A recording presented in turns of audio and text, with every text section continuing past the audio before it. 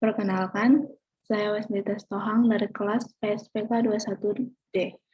Di sini saya akan mempresentasikan hasil tugas mini riset bahasa Inggris kimia.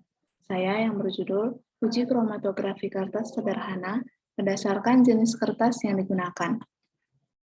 Yang pertama ada pendahuluan. Kromatografi berasal dari kata Yunani yang berarti tulisan warna. Sebuah teknik yang telah ditemukan oleh Tiswit pada tahun 1903 yang disebut kromatografi, yang telah dilakukan dengan pemisahan klorofil menggunakan kolom kalsium karbonat. Dalam bahasa Rusia, memiliki arti warna. Kemudian terjadi perkembangan yang sangat pesat sejak tahun 1940, dan kromatografi telah lama dipakai menjadi subjek praktik baik dalam bidang kimia, biologi, maupun fisika. Kromatografi juga dipakai dalam pekerjaan ilmiah, contohnya laboratorium forensik, laboratorium kejahatan forensik, juga laboratorium analitik. Kromatografi umumnya merupakan metode pemisahan yang menyangkut 3 bagian utama, yaitu fase gerak, fase molekul atau zat yang terpisah, dan fase diam. Prinsip yang sederhana dan umum dari pelepasan atau penyerapan molekul terhadap permukaan padat merupakan fenomena dari kromatografi. Ada beberapa jenis kromatografi, diantaranya yaitu kromatografi kertas, kromatografi gas, kromatografi cair tekanan tinggi, kromatografi pelapis tipis, kromatografi kolom, dan kromatografi pertukaran ion. Kertas bisa dikatakan merupakan bahan yang berlimpah dan mudah didapat, dan paling sering digunakan sehari-hari. Tinta merupakan cairan yang berisi pigmen atau pewarna yang kompleks. Tujuan dari penelitian ini adalah agar mengetahui kertas mana yang lebih cepat dalam proses kromatografi kertas. Lalu selanjutnya ada metode penelitian. Metode penelitian pada penelitian ini menggunakan deskriptif kuantitatif, di mana proses pengambilan data dilakukan dengan cara eksperimen dan dokumentasi. Adapun alat-alat yang digunakan antara lain aqua gelas bening, penggaris, lidi, selotip, kertas HVS, kertas drawing book Kiki A3, kertas gambar A4, pensil, stopwatch, dan gunting.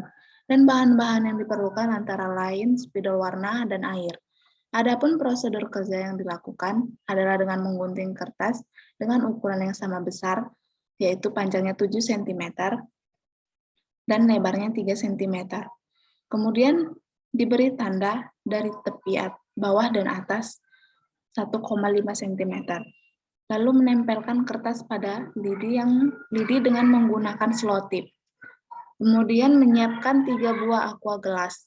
Lalu memasukkan kertas yang telah diberi tanda dan telah ditotol oleh warna spidol. Kemudian memasukkan air hingga menyentuh ujung kertas paling bawah. Usahakan ketika memasukkan air tidak mengenai kertas. Mengapa harus memilih menggunakan kertas-kertas yang saya sebutkan tadi di atas? Karena kertas bisa dikatakan merupakan bahan yang berlimpah, mudah didapat, dan paling sering digunakan sehari-hari, menurut Dea et al. 2021. Lalu selanjutnya ada hasil dan pembahasan. Nah, di bagian gambar paling kiri itu ada menggunakan kertas drawing book Kiki A3, yang tengah itu kertas HVS, dan yang paling pinggir itu adalah kertas gambar A4. Pada percobaan pertama. Selanjutnya, pada percobaan kedua, itu yang paling kiri juga menggunakan kertas drawing book Kiki A3, yang tengah kertas HVS, dan yang paling kanan itu menggunakan kertas gambar A4. Lalu selanjutnya ini percobaan ketiga, sama yang sebelah kiri itu menggunakan kertas drawing book Kiki A3 dan tengah menggunakan kertas HVS dan paling kanan itu menggunakan kertas gambar A4. Pada ketiga sampel dan ketiga percobaan di atas digunakan pada kertas yang berbeda, seperti yang saya sebutkan tadi, tetapi menggunakan spidol dan warna dan rentang waktu yang sama, yaitu selama 1 jam 19 menit. Pada percobaan pertama di sampel A, yaitu menggunakan kertas drawing book Kiki A3, Studi ini menemukan bahwa warna penyusun dari warna biru tua terurai sempurna sampai pada batas atas dalam waktu 1 jam 19 menit. Terdapat dua warna penyusun dari warna biru tua, yaitu warna ungu dan warna biru muda. Pada sampel kedua dari percobaan 1 dengan menggunakan kertas HVS, ditemukan bahwa selama 1 jam 19 menit, warna penyusun terurai dengan baik, namun tidak mencapai batas atas kertas. Tetapi dan pada sampel ketiga dari percobaan 1 dengan menggunakan kertas gambar A4 ditemukan bahwa warna penyusun dapat terurai namun cenderung menyebar ke samping dan tidak mencapai batas atas kertas. Lalu selanjutnya pada percobaan 2 sampel A ditemukan bahwa warna penyusun terurai sempurna dan sedikit melebihi batas atas kertas. Pada sampel B dari percobaan kedua ditemukan bahwa warna terurai cukup baik dan sampai pada batas atas, namun masih menyisakan warna biru tua di bagian atas. Kemudian, pada sampel C dari percobaan 2, ditemukan bahwa warna penyusun dapat terurai, namun cenderung menyebar ke samping dan tidak mencapai batas atas, dan warnanya yang terurai tidak selebar pada percobaan pertama. Dan yang terakhir, pada percobaan 3 sampel A, ditemukan bahwa warna penyusun terurai dengan sempurna dan sampai pada batas atas kertas.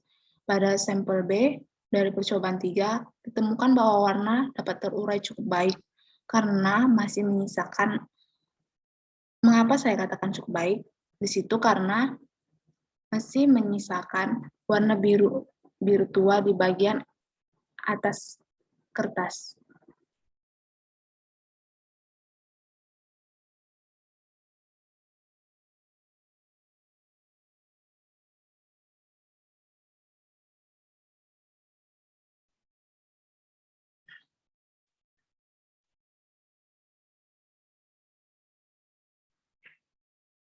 Maaf, saya lanjutkan. Kemudian pada sampel C, dari percobaan 3 ditemukan bahwa warna penyusun dapat terurai, namun cenderung menyebar ke samping dan tidak mencapai batas atas kertas, atau mirip pada percobaan kedua. Kertas yang digunakan pada sampel A memiliki ketebalan yang paling tebal dari dua kertas lainnya yang digunakan. Kertas ini memiliki daya serap yang cukup cepat.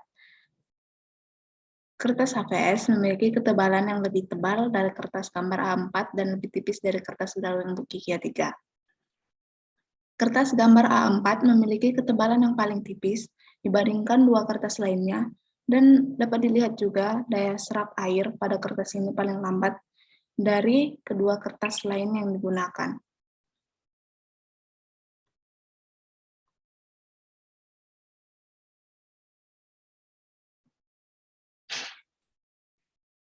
Yang selanjutnya itu ada kesimpulan. Kromatografi merupakan suatu teknik pemisahan molekul untuk memisahkan komponen yang berbeda pada larutan yang berdasarkan perbedaan pola pergerakan antara fase gerak dan fase diam. Dari percobaan ini dapat dibuktikan bahwa proses kromatografi kertas dipengaruhi oleh ketebalan kertas yang digunakan dan daya serap kertas tersebut. Kertas yang digunakan pada sampel A dan pada sampel B memiliki daya serap yang hampir sama, sehingga proses kromatografi